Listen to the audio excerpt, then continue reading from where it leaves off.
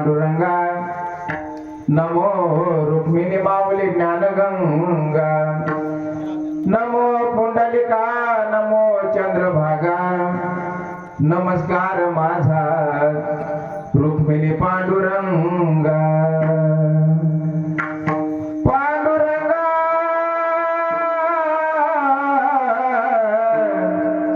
करू प्रथम नमन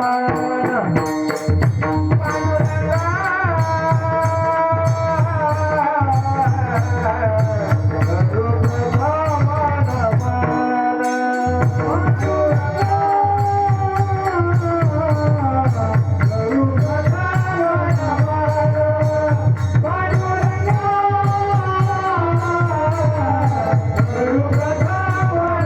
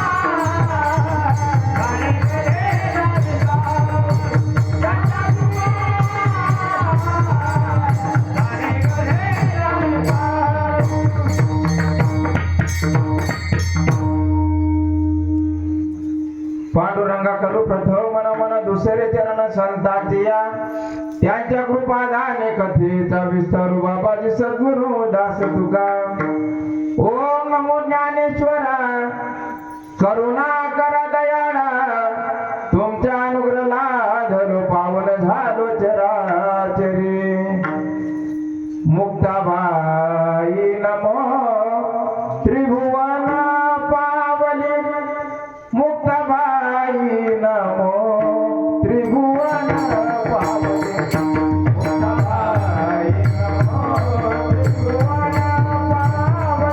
मुक्ताबाई नमो त्रिभुवन पावली मुक्ताबाई नमो त्रिभुवन पावली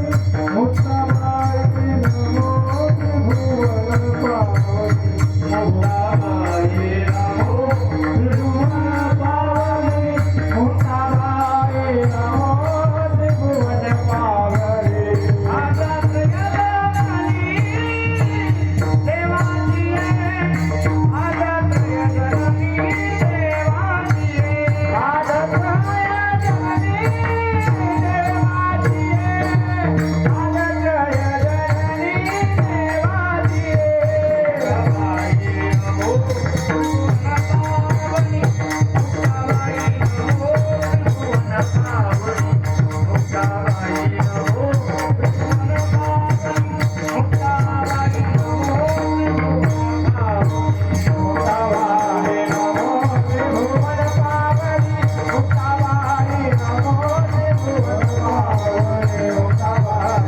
मुक्ताबाई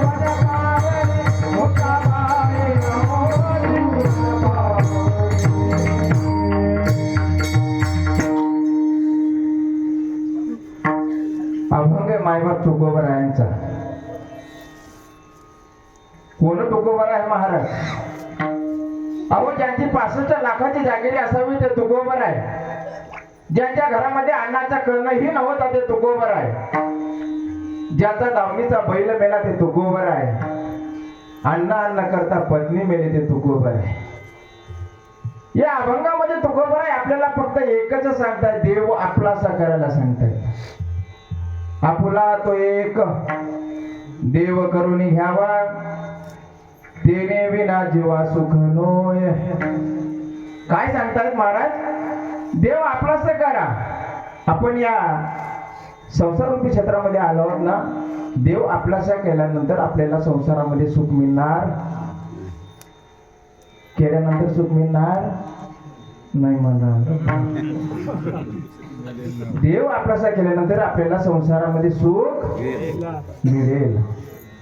मग आपल्याला संसारामध्ये सुख मिळेल. मग महाराज म्हणतात, हिरती माईक दुःखाची जनते नाही आधी अंती अवसाने. त्या दुःखाला अंतही नाही, पारही नाही.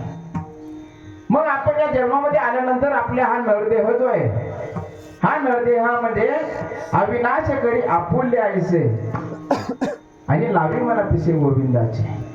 संसारही करा, पण संसार करत असताना आपल्याला गोविंदाची पिसे आपल्या मनाला लावायचे. तुकोबाराय आपल्याला सरळ सरळ सांगतात. मग तुकोबाराय म्हणतात शेवटी, अहो बाबा तुम्ही जर म्हणताय मग काय संसारामध्ये आल्यानंतर आपण काय करणार आहेत, या दाराने येणार आहे, त्या दाराने आपण निघून जाणार आहेत. मग जो मधला काळ आहे, इकडच्या दार आणि तिकडच्या दाराला जो मधला काळ आहे, त्यामध्ये आपल्याला काय करायचे, कीर्ती मध्ये आपल्याला जागृत राहायचे. आपल्याला या गावामध्ये कीर्ती आपली मागे राहावी म्हणून तुकोबाराय आपल्याला शेवटच्या जन्मामध्ये सांगताय. तुकोबाराय म्हणतात, तुका म्हणे एका मरणाची सरे उत्तमाची उरे कीर्ती मागे. उत्तम अशी कीर्ती आपली मागे राहिले पाहिजे. अशा स्वरूपाने आपण या गावामध्ये, आपण जगामध्ये वावरलं पाहिजे.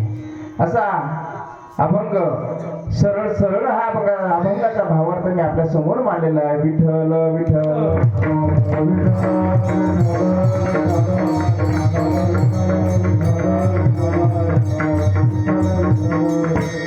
अभंगाला सुरुवात करण्यापूर्वी छोटस आपलं छोटस आहे पण अति उत्तम आहे. या भामर्डी गावामध्ये चालत असलेला अखंड हरिनाम कीर्तन व भागवत कथा भामर्डी इथं चालत आहे. वर्षे 12वे एक तप आपला पूर्ण होत आहे.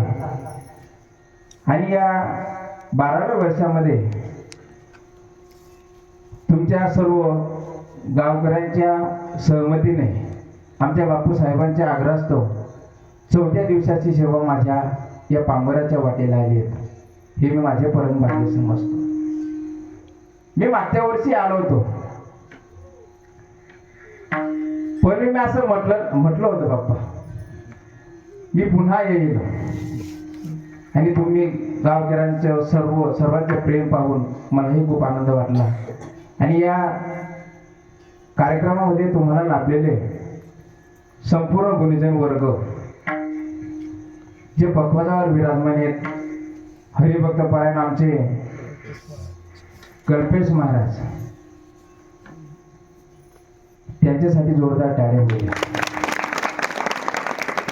नाव कल्पेश आहे पण हसत मोठी. मी येता येतात म्हणून मन शिकली ना, डायरेक्ट हशी दिली मस्त मोठी चोखी. बाबा आमचे हरिभक्त पारायण राजेंद्र महाराज पत्रिका आहे बाबा, पण ते काय आहे, पत्रिका महाराज जास्त नावेश आहेत. नाही फोटो मध्ये आहे.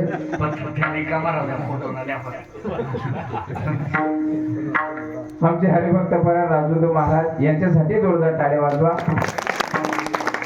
हरिभक्त पारायण राहुल महाराज यांच्यासाठी जोरदार टाळ्या वाजवा. हरिभक्त पारायण यशवंत महाराज यांच्यासाठी जोरदार टाळ्या वाजवा. आणि ज्यांच्या मुखारुंदातून आपण भागवत कथा श्रवण करत आहात, असे आमचे गुरु, ज्येष्ठ गुरुबंधू हरिभक्त पारायण सागरजी महाराज यांच्यासाठी जोरदार टाळ्या वाजवा. बाबांचं नाव कुणाल महाराज. तुमचं नाव झालं विनेकरी बाबा आहेत. बाबांसाठी जोरदार टाळ्या वाजवा. माझ्यासोबत आलेले आमचे गुरुस्थानी बाबा, त्यांच्यासाठी जोरदार टाळ्या वाजवा. आम्हीच काय पाप कर म्हणा, तुमच्यासाठी जोरदार टाळ्या वाजवा. कुणाचं नाव तुमचं नाव म्हटलंच हो बाबा मी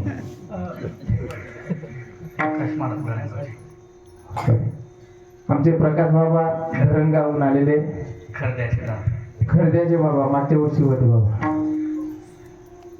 आणि माझा आवाज असा गोड करून साखर कमी आहे का मीठ कमी आहे का गुई कमी आहे आपली बी समजत नाही ते समजत तिकडे असा गोड करून तुमच्यापर्यंत जे पाठवत आहेत असे हरिभक्त परायण आमचे बाबा अभय बाबा गोड अशी साऊंड सिस्टीम आहे. काहीच बोलू दिलं नाही फक्त मनच बोलणं त्याचे ऐकू राहणं. त्यांच्यासाठी जोरदार टाळ्या होऊ द्या. टाळ्या मी वाजत सांगितलं तुम्ही वाजा बरोबर. मग जेव्हा पहिल्यापासून जे रूपरेषा चालू आहे आपली तुम्ही नुसतं आमनाकडे देखत एका पचत घटना आता लेवालेले का देवालेले आम्ही लेवाले नाही देवाला नाही येतच आम्ही लेवाले येतच. बघा कीर्तन चालू असताना इकडे आपल्याकडे विठ्ठल विठ्ठल झालं रामकृष्ण हरी झालं तुम्ही निसर्ग टक टक टक टक देखत. पण कीर्तनामध्ये एक सूत्र आहे कीर्तनात टाळी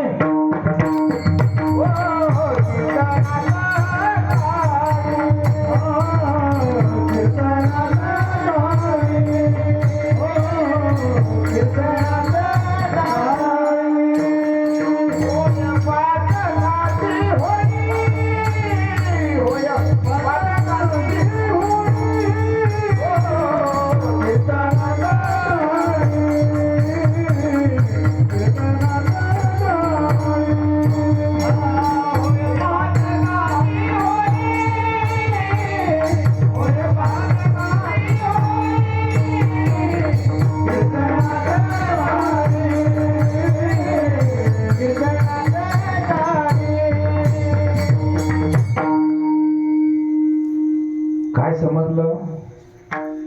कीर्तनात आलोत आपण या धर्म मंडपामध्ये कीर्तनामध्ये बसून टाळी वाजवली पाहिजे. वाजवाल ना. हो मेरे केसरी केला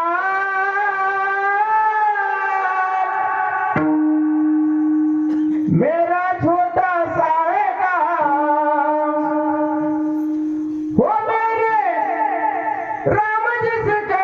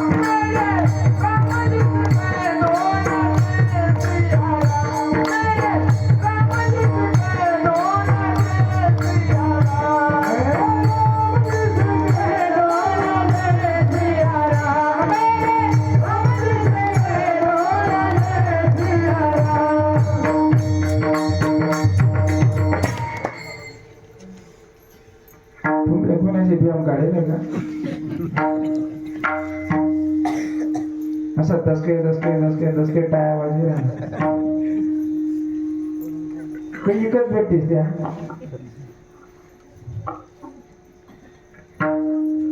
जर आपण भगवंताच्या दरबारामध्ये बसून जर काही आपण असं करत असाल काय उपयोग आहे आपला.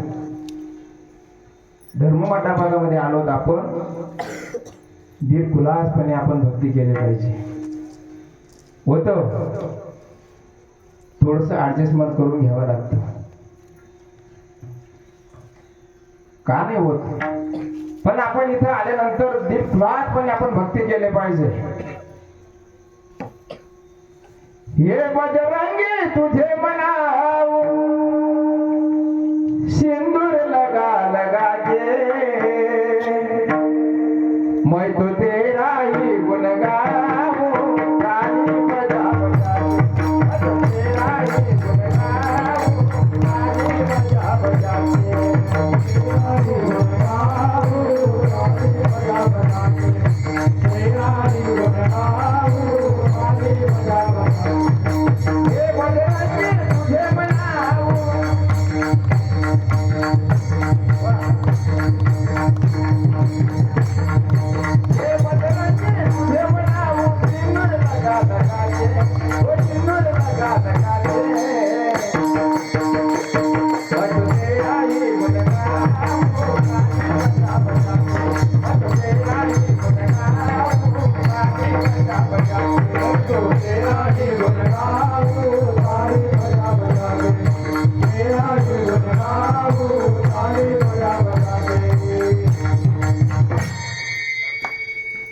तरी मी मन भर नाही.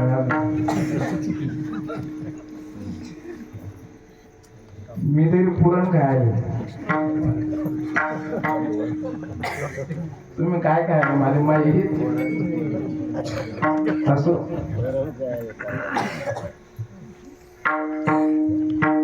या अभंगामध्ये तुकोबरांनी आपल्याला देव आपलंसं करायला सांगितलं आहे. अभंग घेत असताना पुन्हा एकदा तुमचं सर्वांच्या चरणी दंडवत करतो. कारण का इथं आल्यानंतर पुन्हा तुमचं दर्शन झालं. मी सांगितलं मागे हे माझं मी परम भाग्य समजतो.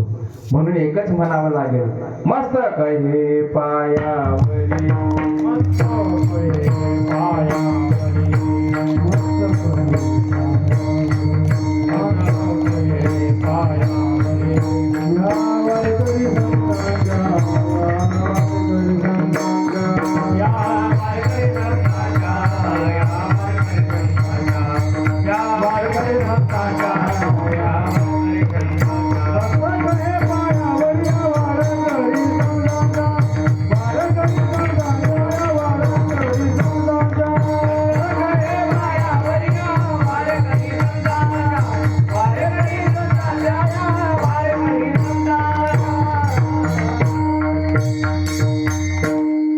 मस्तक हे पायावरी या वार करी संतांच्या. अभंगामध्ये देव आपलंसं करायला सांगतात. देव आपलंसं करणं म्हणजे काय? मंदिरात जाणं. मंदिरात गेल्यानंतर आपण भगवंताचं दर्शन घेतो. दर्शन घेतल्यानंतर आपण सहजरित्या देव आपलासा होतो का? नाही. महाराज बऱ्याच दिवसापासून पकवाज वाजवत आहेत. मग पकवाज वाजवत असताना त्यांनी ते इथे डायरेक्ट आले आणि पकवाज वाजायला लागले का? नाही. काहीतरी त्यांना घर्षण करावं लागलं. हाताला फोड आले. रोज सकाळी लवकर उठावं लागलं. मग कुठेतरी त्या पकवाजामधून बोल निघत आहेत. मग देव आपलंसं करण्यासाठी आपल्याला सहजरित्या देव आपला होऊ शकत नाही. देव आपलंसं करण्यासाठी आपल्याला काहीतरी प्रयत्न करावे लागतात. देव आपलंसं करण्यासाठी आपल्याला काहीतरी झिजावं लागतं. आपल्या देहामध्ये काहीतरी आपली जागृती करून भगवंताच्या दरबारामध्ये गेल्यानंतर आपण भगवंताला सांगावं लागतं की भगवंता पांडुरंगा मी आजपासून तुझ्या सेवेमध्ये मग्न राहील. असा बराच ठिकाणी असं ऐकले गच्ची करतोस. हो महाराज आम्ही गच्ची करतोस पण देवांनाकडे देखत नाही. हो देखत नाही. कस काय देखी आता मा एकच आवाज असून कस काय देखी. रोज जा. रोज गेल्यानंतर देवाला मन प्रसन्न वाटतं आणि आपल्यालाही मन प्रसन्न वाटतं. मंदिरात गेल्यानंतर आपल्याला काही दुःख होतं का? मंदिरात गेल्यानंतर आपल्याला आनंदच होतो. मंदिरात गेल्यानंतर आपल्याला आनंदच होतो. सासू जेव्हा खाटीवर बसलेले असते आणि त्यावेळेस नुसतं आंडोनी नुसतं असं नुसतं बोलिली ना, तिथला टाइम मला दुःख होऊ जाईल आपल्या जीवनात. बरोबर ना आजी? आमणार कसा उतरणार म्हणते तू. आपल्या मनामध्ये दुःख होतं, पण सकाळी दुःख होतं, संध्याकाळी नुसतं जवळ आंडर येऊ द्या आनंद होतो. वाटतं आपल्याला म्हणजे सोनचिडी कशी बसली, माही कोण होती. भगवंताच्या मंदिरामध्ये गेल्यानंतर आपल्याला आनंद वाटतो. आनंद वाटल्यानंतर आपल्याला काहीतरी, आपल्या मनाला आनंद वाटल्यानंतर कुठेतरी आपल्या मनाचं झीज होते आणि मग भगवंत आपलंसं करण्यासाठी आपल्याला प्रयत्न हा ठरत असतो. मग भगवंताला सहजरित्या आपलंसं करण्यासाठी आपण प्रयत्न करतो, पण नुसता तात्पुरता प्रयत्न करतो आपण. भगवंताला आपलंसं करण्यासाठी आपल्याला काहीतरी झिजावं लागतं. महाराज, संत महात्मे झिजले, आपण तर माणसं आहोत. भगवंताच्या प्राप्तीसाठी संतांनी अहोरात्र प्रयत्न केले, तपस्वी झाले, भरघोस अशा जंगलामध्ये गेले. दुसरं बाजूला कुठे जातात? तुकोबरायच बघा ना. तुकोबरायांनी सांगितलं होतं की मी पांडुरंगाचा भक्त आहे, पांडुरंगाची भक्ती करतो, पण ते लोकांना सहन होत नव्हतं बाबा. इंद्रायणीच्या तीरावर बसावं, इंद्रायणीच्या तीरावर बसून भगवंताचं नामस्मरण करावं. नामस्मरण करता करता, भगवंताचं नामस्मरण करता करता लोकांचाही विचार करावा. लोकांचा विचार करत असताना ज्यावेळेस लोकांनी पाहिलं, ज्यावेळेस तुकोबरायांकडे धन संपत्ती होती, त्यावेळेस तुकोबरायांना तुकाराम सेठ म्हणत होते. ज्यावेळेस संपत्ती सरली, त्यावेळेस तुकोबरायांना तुक्या म्हणून हाक मारत होते. माझा अधिकार नाही हा बोलण्याचा, पण ज्यावेळेस संपत्ती सरली त्यावेळेस तुकोबरायांना आहो जावं बोलत नव्हते. मग त्यावेळेस तुकोबरायांनी सहज पांडुरंगाला प्रश्न विचारला आणि तू पांडुरंगाला सांगितलं, अहो पांडुरंगा, तुझी भक्ती करून जर कसं हा अपमान होत असेल तर जन्म कशाला दिला. श्रेयाळ नावाचा राजा होता मायबा. श्रेयाळ नावाचा राजा,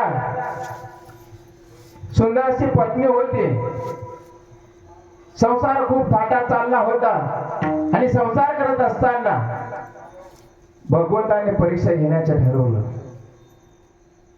आणि भगवंताने परीक्षा घेण्याचं ठरवलं आणि मग त्यावेळेस भगवंत दाराशी आले आणि दाराशी आल्यानंतर सांगितलं त्या राजाला, राजे, तुमच्याकडे आम्हाला आज भोजन करायचंय, तुमच्याकडे आज आम्हाला भोजन करायचंय. राजाने सांगितलं, बोला ना बाबा, देवा काय पाहिजे. भगवंताने सांगितलं, मला दुसरं काही नको, आज मांसाहारी पाहिजे. त्यावेळेस राजाने सांगितलं, बोला ना महाराज. पांडुरंगा, नगरीमध्ये असा एखादा माणूस दाखवा, मी त्यांना पकडून आणतो.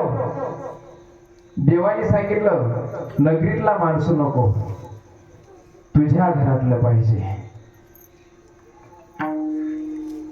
पांडुरंगाने सांगितलं, तुझ्या घरातलं पाहिजे. राजाने सांगितलं, सांगा देवा, माझं मांस पाहिजे का पत्नीचं मांस पाहिजे. तुझंही नको, पत्नीचंही नको, तुझ्या लहान बाळाचं पाहिजे.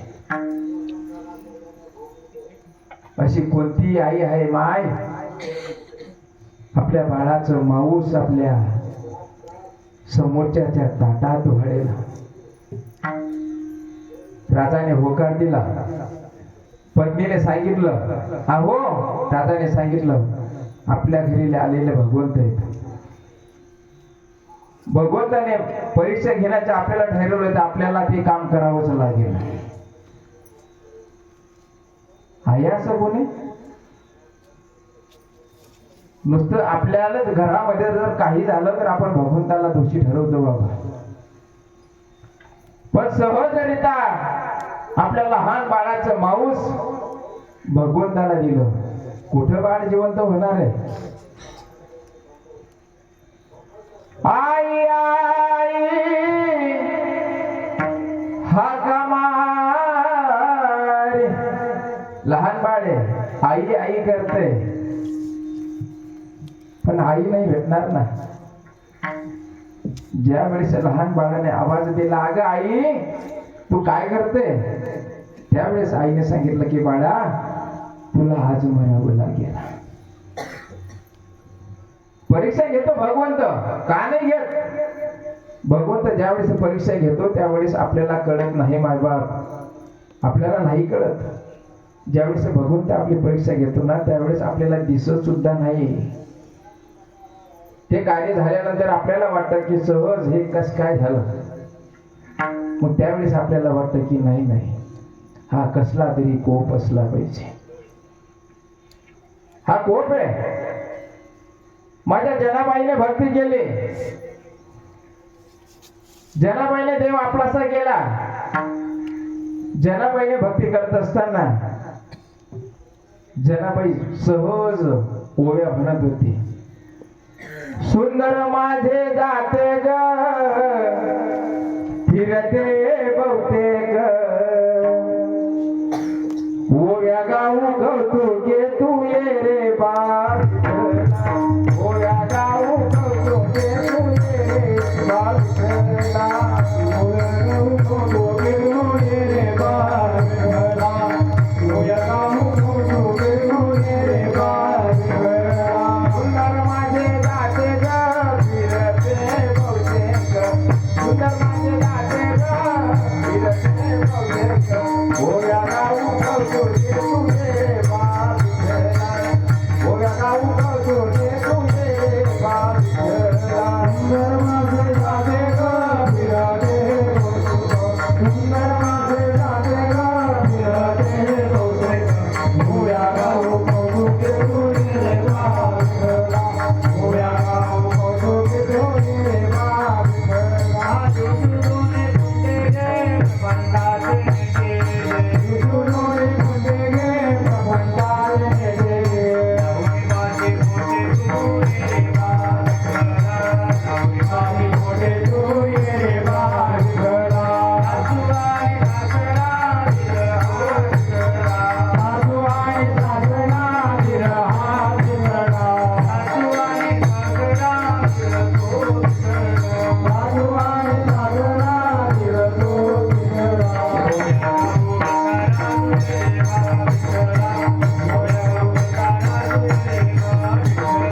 ओव्या गाऊ भंडारा रे बाळ. ओव्या गाऊ भंडारा रे बाळ. ये रे बाळ विठ्ठला, ये रे बाळ विठ्ठला, ये रे बाळ विठ्ठला.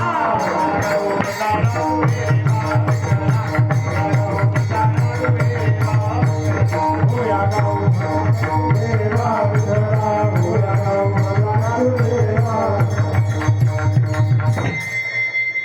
म्हणायचं ना आजी असं अगोदर. आते म्हणतात नाही पहिले काय होता, गट्या घट्या होता का नाही. आता पाच रुमा नळ तरी बी जड आहे.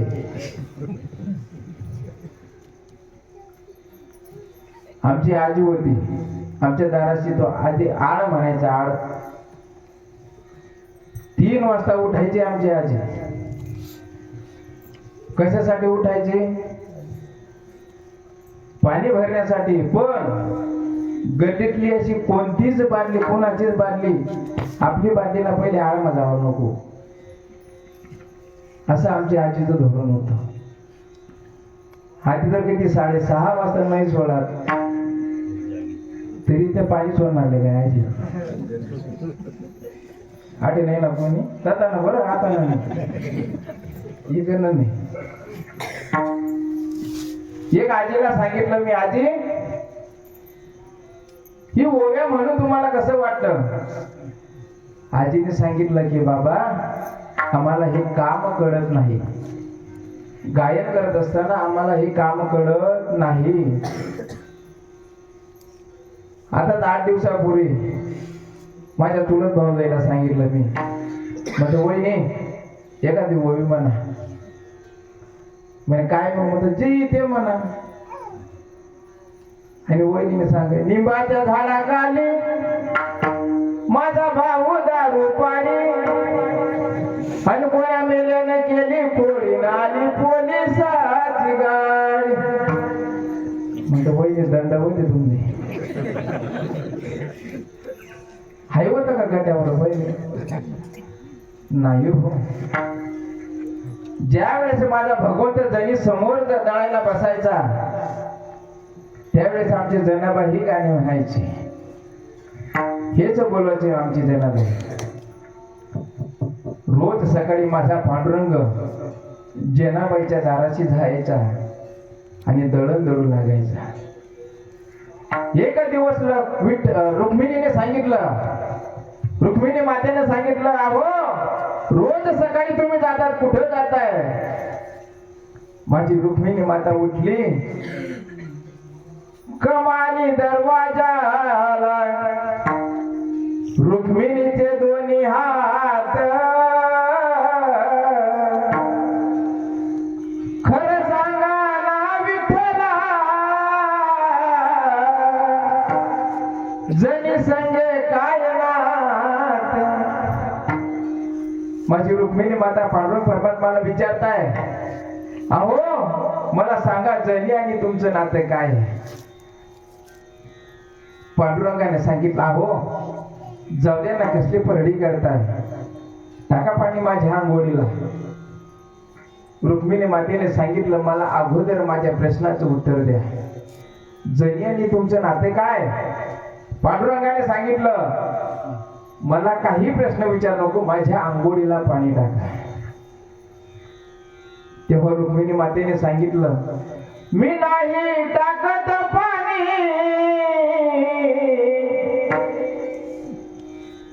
एक शब्द वापरला मायबाप, मी नाही टाकत पाणी जनी तुमची पटराणी. माझ्या पांडुरंगाने सांगितलं, रुक्मिणी थोडासा विचार करून बोल, माझ्या जनीवर असं आड घेऊ नको, माझ्या जनीला असं काही बोलू नको. तुला ऐकायचंय जनी कोण आहे? पांडुरंग परमात्म्याने सांगितलं, अहो जनी आमची लाडाची लेक, आपण तिचे माय बाप. त्यावेळेस सांगितलं, रुक्मिणी मातेने सांगितलं, अहो मला माफ करा, कारण का मला माहित नव्हतं जनी आपली लेक आहे. लेक असावी मायबाप घरामध्ये. एक अशी लेक राहिली तरी चालेल, दोन राहिल्या तरी चालेल, चार लेकी राहिल्या तरी चालतील. कारण का लेकीहून मोठं कोणीच नाही आज. लेक अशी ही घराची उंबरठ्याची कैसी दोरी आहे. ज्या वेळेस लेक आपल्या बापाला सांगते, बाबा पाणी घ्या. माझी लहानशी लेक आहे आज, मी संपूर्ण पोछा घातल्यानंतर माझी लेक अशी धोतरला हात लावत होती. बाबा हृदय भरून येतं बाबा. ज्या वेळेस लेक सासरी जाते तेव्हा बापाची अवस्था पाहत नाही. लेक सासरी जाते तेव्हा बापाची अवस्था पाहत नाही, आणि लेक जेव्हा बापाच्या गळ्यात पडते ती अवस्थाही पाहिली जात नाही. जेव्हा लेक रडते, जेव्हा बाप रडतो तेव्हा पाहायचं. सर्वात जास्त जीव लावणारा फक्त बाप आहे लेकीवर. लेक ही घराची मांगल्य आहे. लेकीशिवाय घराला शोभा नाही मायबाप. ज्या वेळेस लेक निघून जाते, सासरी जाते ना, त्या वेळेस बापाचं हृदय कापलं जातं. बापाचं हृदय कापलं जातं माईबाप. त्यावेळेस माझ्या पांडुरंग परमात्माने सांगितलं रुक्मिणी मातेला, अहो रुक्मिणी, जनी आपली लाडाची लेक आहे.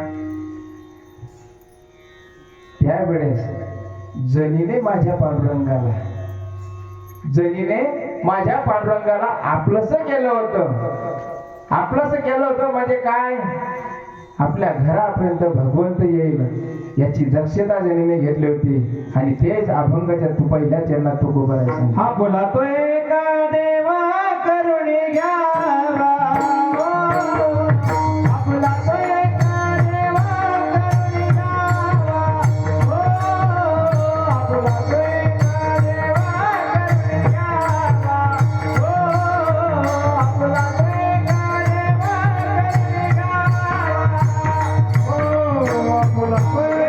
देवा करुणी घ्यावा, आपला तोय का देवा करुणी घ्यावा, आपला तोय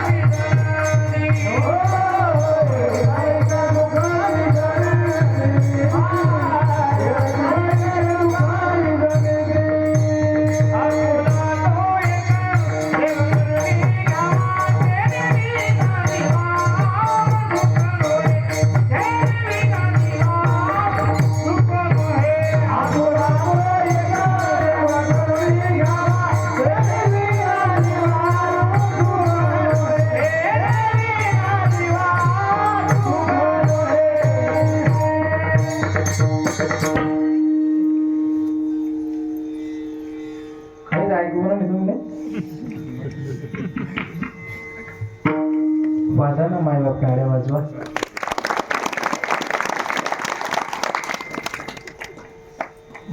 बट सांगेल रे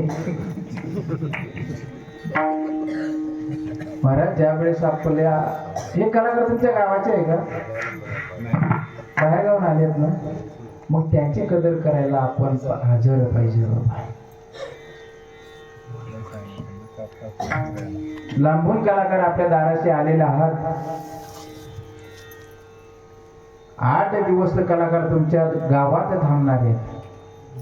पण ज्यावेळेस कलाकार कोणीही असो, पकवान वाजवणारे असतील, गायन ज्यांनी गायन केलं त्यांनी त्यांच्यासाठी काहीतरी आमनाकडे नसतं. आमना तुला काका होता, आमना काकाले सकाळी चहाना पहिले लेवाशिवाय चालेल नाही, नाही ते जीव धडधड करे. मी काका म्हणता असं काम म्हणजे तिने कदर कोण केली, म्हणतो तूच उडी ना फक्त कदर करायला तिने आली. मग तुला कदर करायला जातं, मग कोळी चहा पे सकाळी म्हणजे उतरी जा कोळी चहा. मग कोरी त्यावर उतरी जास मग त्या नावर चढस ना. मग तू डायरेक्ट गेली तरी हाव बांध तो बांध हाव बांध तो बांध हाव बांध तो बांध करत घरलो पाऊस त्यापेक्षा घरच थांब. तसं कलाकार आपल्या गावामध्ये 8 दिवस राहतात. 8 दिवस राहिल्यानंतर काहीतरी त्यांनी गायन केल्यानंतर त्यांच्यासाठी बापू आपले पहिले असा फास उचले आता उचलेत का आम्हाकडे उचले काठीना फास काड्यासना फास तिथे खालतून कोयपण आहे ते का देवाचं तो फास वर जाये. तसं काहीतरी कलाकारांच्या माध्यमातून गायन केल्यानंतर टाळीचा जर गजर झाला त्यांच्या अंतःकरणामध्ये तलवार चिरून कुठेतरी निघून गेले असं वाटत असतं बाबा कलाकारांना. पण आपण नुसतं सांग तुम्ही सांगा आम्ही नुसता गंमत देखसू कस काय चालेल. लहान मुलींचा खेळ होता अगोदर लहान लहान पोरच ना आम्ही गणित तुमना घर पाहुणा येसू तुम्ही आमले गणी असं बैबै वाढत्या आणि मग आम्ही असं पोट पर्यंत लागत असा डोर देतो. मग त्यावेळेस असं जेवण करत असता वाढत असताना आईने आवाज द्यावा बाळ्या मुडी घ्या खेळ. हे तसापैकी तसं आहे बाबा आहे नाही. इथं भगवंताचं नामस्मरण चालू आहे भगवंताचं ध्यान चालू आहे. आपण या धर्ममंडपामध्ये बसलो आहात. धर्ममंडपात बसत असताना आपण काहीतरी कदर केली पाहिजे. असो ज्या वेळेस तुकोबारांनी ज्यावेळेस सांगितलं देव आपलासा करा पहिल्या चरणामध्ये झाले. देव आपलासा केल्यानंतर जनाबाईने देव आपलासा केला होता. जनाबाईने देव आपलासा केला होता. देव आपलासा करत असताना सहजरित्या नाही झाला. त्याला काहीतरी झटावं लागलं बाबा काहीतरी करावं लागलं. त्याशिवाय होत नाही. हा जो सप्ताह चालू आहे गावकऱ्यांच्या सर्वांच्या माध्यमातून हा सप्ताह चालू आहे बाबा. तरुण मंडळी असेल गावातल्या माझ्या आई बहिणी संपूर्ण असतील त्यांच्या माध्यमातून चालू आहे. मंडळाचे काही कार्यकर्ते असतील सत्ता मंडळाचे यामधून हा सप्ताह नामस्मरण चालू राहतं. नुसतं कोणी एकच जरी जर कधी असा पाय घालते ना करार नाही 10 जण पण पाठाक असतो ना बाबा. आणि चांगलं काम करण्यासाठी अडचणी येतात. कुठेही असो माझं गाव असो तुमचं गाव असो बाहेर गावी कुठेही असो जो चांगलं काम करतो त्या ठिकाणी अडचणी नक्की येत नक्की अडचणी आहेत. 11 रुपयाने पावती पाडी समजा पहिले हिशोब पुढे उभा आहे आणि 11 रुपया माझा 10 जण जेवण करत जा बराच 11 रुपया बाहेर जेवायला तुम्ही हात दिली असं उठाडी बाहेर काय देतील. काहीतरी भगवंताचं नामस्मरण करण्यासाठी आपल्याला काहीतरी झिजावं लागतं बाबा. आणि झिजत असताना आपण काहीतरी देणगी दिल्यानंतर आपल्या त्या देणगीचं आपण काहीतरी सार्थक केलं पाहिजे. देणगी अशी द्या सप्ताह मंडळामध्ये आपल्याकडून काहीतरी आपण दिल्यानंतर समोरचे 4 जण आपल्यामध्ये सामील होतील. जेवायला त्या डब्यामध्ये आपण जेव्हा शेतात जातो डबा खायला बसलो की 2 जण येतातच ना बसला जेवायला दादा खायला ना 2 जण सापडतात डबा मग. तसं आपण देणगी देत असताना आपण काहीतरी करा. आमच्या गावामध्ये आमच्या गलीमध्ये मोठं घराचा माणूस होता. सर्व आबादानी आणि सत्ता मंडळीकडे पैसा मागायला गई. काय मग काय काय मी मोठा राहा काय काय करू काय काय नियोजन करेल फाळा मग 100 रुपयाने पाहिजे. पण माझी आई चांगली होती. आजही माझ्या बहिणी माझी आई माझी आजी चांगली आहेत. ते आईने सांगितलं त्या सप्ताह मंडळाच्या माणसांना येले बाहेर जाऊ द्या आणि मग या गेले ते परत. म्हणजे भाऊ डाळ पाहिजे आम्हाला ताई. डाळ घ्यायला गेले. एक असं तगारी होतं पातेलं, त्याच्यामध्ये डाळ घेतली आणि तेवढ्या ते आल्या. आणि काय करणार म्हणे काही नाही. तिथे म्हणजे याची सत्ता मंडळी डाळ जमा करायचे ते जास्त होईल. ते आपला घर देवाले पुन्हा ते एक आले. तेच नाच पोता म्हटले डाळ होती. म्हणे आपलं कधी काय म्हणत. म्हणे हा. म्हणे मग काय करा म्हणे लिहिल्या. तेच नाच पोता मग हात घाला त्या भाऊने. तेच नीच डाळ त्याच पोतामधून गाडी बागेच काही हात घाला. हाई दाय बी आत म्हणली, ती दाय बी आत म्हणली. म्हणे हाई दाय कधी, ती दाय कधी.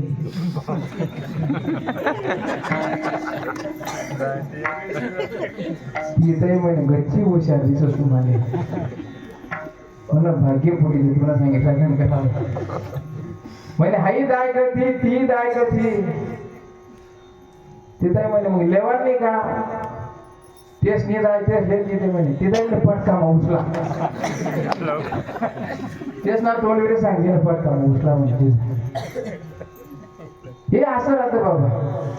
काहीतरी झिजण्यासाठी काहीतरी करावं लागतं. आमच्या चुलत काकाने सांगितलं होतं मला. मी आमचे चुलत काका पुण्याला होते आणि पुण्यात असताना त्यांचे 2 मुलं आणि 2 मुले ते आमच्या घरी यायचे. आणि मी काय शाळा माझं काय शिकायला आधी मी भेऊ. मी गुदत उत्तर दे दे गामला घडी कसा बोलला. म्हटलं भाऊ आपल्याला काय म्हणतात आंबा. हो बापरे काका तुझा आपल्याला आंबा म्हणा. नाही रे नवीन सांग रे आपल्याला काय म्हणतात. बाप काका मध्ये तुम्हाला पदराव द्या. आणि जो चांदणी चटा आमना पुढे असा आमना पुढे तसा आमना पुढे तसा. आणि मग जो या त्या इथे कसा मामा भिडू दे कसा आमना काका. आणि त्या काकाला पोरी 5 वर गिरळ. चला चला ताई 7 रुपये सीट 5 वर गिरळ. चला काका 7 रुपये सीट 5 वर गिरळ. म्हणते काका आपण कसा घ्या आंबा कसा घ्या आमना पोरे कसा घ्या आम्ही पुन्हा मा असं सांगितलं मी तर. माणसाला ग येण्याच्या पहिले काहीतरी आपल्याला सावरायला पाहिजे. ग यायलाच नको असं म्हणायला नको. मी केलं नाही म्हणायला पाहिजे बाबा. ग येण्याच्या अगोदर जर कधी आपल्याला जर कधी आपल्या मुखात आला असेल आम्हा पोरी मग त्या एक दिवा लावतस. मग दिवा लावतात. मग म्हणतात भाऊ मला चुकाय गे तुला चुकाय गे नाही तुला तेच काही द्यायला पाहिजे. वाटतं ना बाबा. ज्या वेळेस आपल्याला भगवंताची प्राप्ती करायची मग आपल्याला हे दुःख येतं त्यावेळेस आपल्याला दुःख काय येतं बाबा. जे आपल्या मागच्या कर्माचे काही फळ आपल्याला भोगायचे ते या जन्माद्वारे भोगायचे. दुःख आल्यानंतर आपल्याला समजत नाही. दुःख आल्यानंतर आपल्याला कळत नाही. ज्यावेळेस दुःख आपल्यातून निघून जातं त्यावेळेस आपल्या त्या मागच्या कार्याचा आपल्याला पश्चाताप होतो की आपल्या हातून असं कार्य झालं होतं म्हणून आपल्याला हे दुःख आलं. दुःखाची व्याख्या आहे ना बाबा. संसारामध्ये आपल्याला दुःख येतं. संसार हा दुःखामुळे कुठेही जा तुम्ही. मागच्या दाराने गेला असाल तरी दुःख आहे. पुढच्या दाराने आला तरीही संसारामध्ये दुःख आहे. संसार दुःख मोड रात्रंदिवस तडमड. विश्रांती नाही कोठे चौकडे संसार हा दुःखामुळे आणि दुःखामुळे संसारामध्ये आपल्याला जर चालत कुठेतरी सुखाची प्राप्ती घ्यायची असेल तर आपल्याला भगवंताच्या दरबारामध्ये जावं लागेल. आणि भगवंताच्या दरबारामध्ये गेल्यानंतर तो गोबराय अभंगाच्या 2ऱ्या चरणामध्ये सांगतात. दुःखाची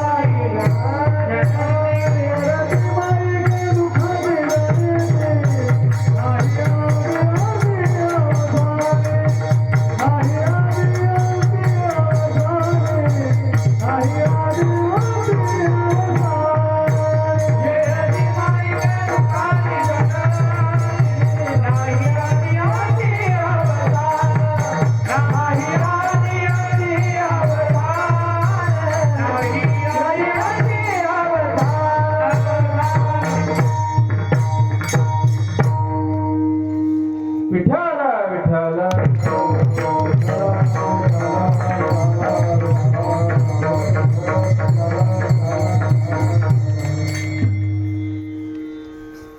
विठ्ठल विठ्ठल गाऊन म्हणा बरं.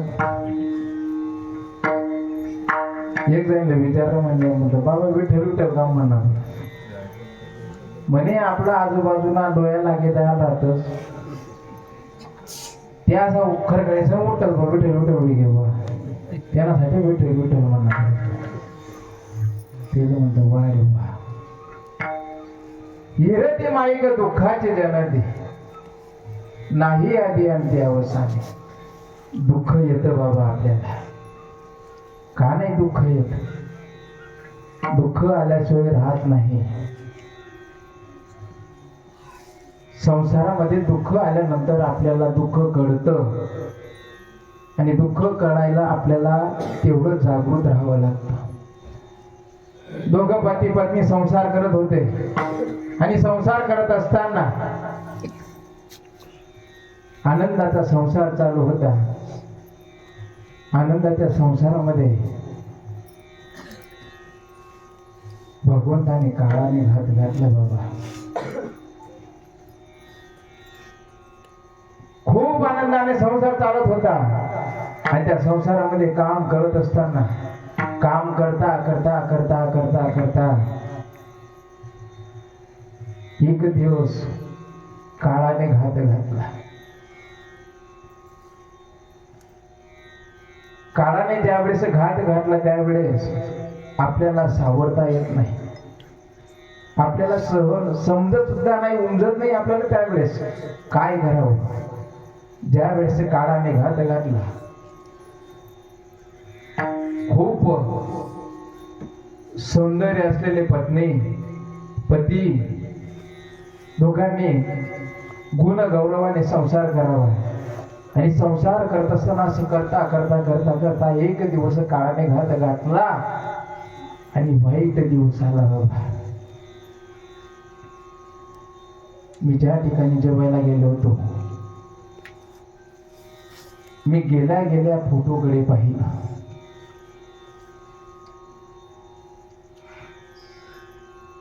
एखादी घरामध्ये तरुण माझी बहीण तरुण लेक आपली नुकतीच 22, 23, 24, 25 वर्षाची आपली लाडकी लेक जणू कोणी काहीतरी तिच्या डोक्यावर भला मोठा डोंगर कोसळलेला आहे आणि त्या भला मोठा डोंगर त्याचे तिच्या डोक्यावर कोसळलेला आणि त्या डोंगरामध्ये त्याच डोंगरामध्ये चालता चालता तिचे पती गतप्राण झाले. पती गतप्राण झाले आणि पती गेल्यानंतर जे दुःख भोगायला मिळतं मायबाप ज्यांचा पती गेलेला त्यांना माहिती दुःख काय असतं. त्यांना माहितीये दुःख काय आहे. पती गेल्यानंतर जे आपल्याला दुःख येतं ते दुःख फक्त आपल्यालाच पेलावं लागतं. तरुणीवान मुलगी विधवा झाली आणि तरुणीवान मुलगी आपल्या आईच्या घरी राहते. आईच्या घरी राहिल्यानंतर गल्लीमध्ये चालत असताना गावामध्ये चालत असताना सहजरित्या एका ओट्यावर थांबली आणि ओट्यावरून थांबत असताना सहज बाजूच्या मुलाला नुसता आवाज दिला, दादा पेपर आलाय का रे दादा. तेवढंच आईने पाहिलं आणि आईने आवाज दिला, मागे फिरते का. मुलगी सहजरित्या घरात पडून गेली आणि घरात गेल्यानंतर आईला सांगितलं, आई अगं मी काय केलं होतं. नुसता पेपर मागितला होता ना त्या दादाकडे. ज्या वेळेस आई बोलली, कुठल्याच मुलीला आई बोलल्यानंतर वाईट वाटत नाही, पण आई बोलल्यानंतर त्या मुलीने सहज घरामध्ये गेली, आपल्या बेडरूम मध्ये गेल्यानंतर सहज त्या कॉटवर पडून गेली आणि लोळत असताना तिने रडत असताना सहज एक पाय आपल्या त्या बेडच्या खाली गेला आणि तिथे एक फोटो होता. त्या फोटो आपल्या पायाला लागला काढला आणि मग सांगितलं तिने, अहो बऱ्याच दिवसापासून तुम्ही निघून गेलात, बऱ्याच दिवसापासून तुम्ही मला सोडून गेलात. मी जर 2च दिवस माहेर गेले ना तुम्हाला करमत नव्हतं. मी जर 2च दिवस कुठे गेली ना तुम्ही परत फोन लावायचे. आता तर बरेच दिवसापासून तुम्ही गेलात ना बाई, या ना आता घरी परत. बघा तुमच्यासाठी मी काहीही करेल. तुम्ही सांगत होत्यात ना मला, मी तुला हिरव्या बांगड्या घेईल, मी तिला खूप छान साडी घेईन. तुम्ही सांगत होतात ना मला आता हिरव्या बांगड्या नको बाई, मला साडीही नको, मला फक्त आता तुम्ही पाहिजे. तुम्ही राहिल्यानंतर मला खूप असं भरल्यासारखं वाटेल. का सोडून गेला? बाहेर गेल्यानंतर का वाटले मला तोंड काढू देत नाही, घरात राहिल्यानंतर आई बोलू देत नाही, घरात राहिल्यानंतर बाबा बोलू देत नाही. नुसतं कुणाच्या तरी ओट्यावर उभं राहून बोललं तर आई बोलते, कुणाच्या तरी ओट्यावर बोलले तर भाऊ बोलतो. या ना गड्यात तुम्ही, मी तुमच्यासाठी शिंगार करेल.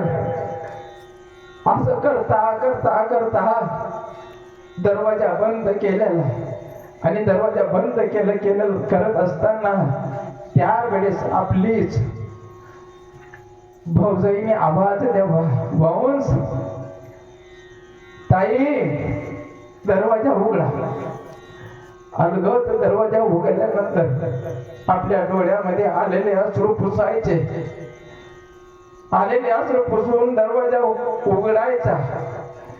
अलगद कुठेतरी दरवाजा उघडण्याच्या अगोदर अलगद बाई तुमच्या नावाची मी टिकली लावत असते, कशी दिसते बघा ना, मी टिकली लावली तुमच्या नावाची. या ना बाई, आता बऱ्याच दिवसापासून तुमची माझी भेट नाही.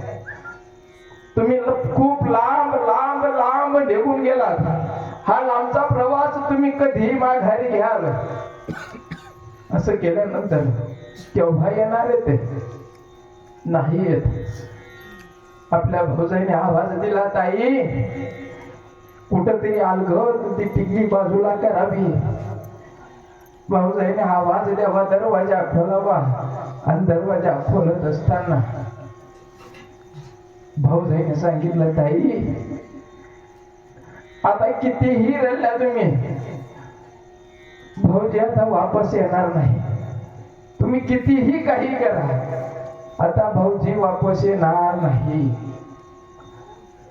पहा माय बाप, ज्या वेळेस आपल्या कंपाळाचं कुंकू शिल्लक आहे तोपर्यंत कंपाळाच्या कुंकूला जीव लावा. घरात आपले लहान आई बाप लहान मुलं जे असतील त्यांना सर्वांना जीव लावा. जीव लावत असताना जेणेकरून आपल्याला हसण्याचं बंधन येऊ शकतं, रडण्याचं सुद्धा बंधन येऊ शकतं.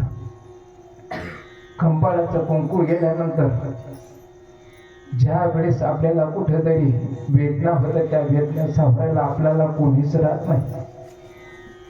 भलं मोठं संकट आपल्यातून निघून गेलेलं असतं, भला मोठा अधिकार आपल्याला आपल्यापासून भगवंताने घेतलेला असतो आणि त्या भगवंताने घेतलेल्या अधिकारावर आपलं काहीच नाही झालं.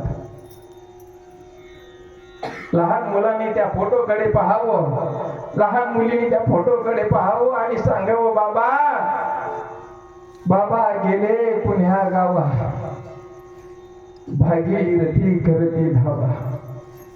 लहान मुलगी बापासाठी धावपळ करते. असाल जिथे घरामध्ये आपले आई बाप पती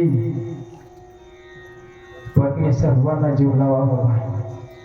ज्यावेळेस आपल्याला संकट येतं संकटावर मात करण्यासाठी आपल्या जवळ कोणीच राहत नाही. संकटावर मात करण्यासाठी आपल्याला भगवंताचीच गरज लागते आणि भगवंताची गरज लागत असताना ज्या वेळेस आपल्याला भगवंताची गरज लागते त्यावेळेस आपल्या जवळ कोणीच राहत नाही. आपल्याला कोणी सांगत नाही अहो चला ना माझ्या बरोबर, त्यावेळेस आपल्याला आपण अशी वाट पाहतो कोणीतरी मला बोलेल, कोणीतरी मला सांगेल. सांगत असताना आपल्याला कोणीच बोलत नाही. मंदिरात चला आपण एकटं पडत असतो बाबा. मग ज्या वेळेस आपल्याला भगवंताची पाहणी करायची, भगवंताच्या मंदिरामध्ये जायचंय, आपल्याला भगवंताचं